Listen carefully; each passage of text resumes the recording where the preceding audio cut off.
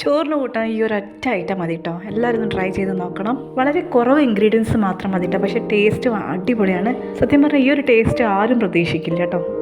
ഇതിന് പ്രധാനമായിട്ടും വേണ്ടത് ഒരു 3 തക്കാളി, പഴുത്ത 3 തക്കാളിയാണ് കേട്ടോ. ഇതിന് വേണ്ടിയിട്ട് നമ്മൾ തക്കാളി വട്ടത്തിലാണ് അരിയുന്നത്. വട്ടത്തിലരിയുന്നതിന് ഒരു പ്രധാന കാരണമുണ്ട്, പറയാം. ഇനിയൊരു പാൻ അടുപ്പത്ത് വെച്ചിട്ട് നമ്മളതിലേക്ക് വെളിച്ചെണ്ണ ഒഴിക്കുകയാണ്. വെളിച്ചെണ്ണ അധികം ആവുന്നതോറും ടേസ്റ്റ് കൂടും, പക്ഷേ ഞാനിവിടെ കുറച്ച് വെളിച്ചെണ്ണയെ ഉപയോഗിക്കുന്നുള്ളൂ. എണ്ണ ചൂടായ നമ്മൾ അരിഞ്ഞു വെച്ചിരിക്കുന്ന തക്കാളി ചേർക്കാം.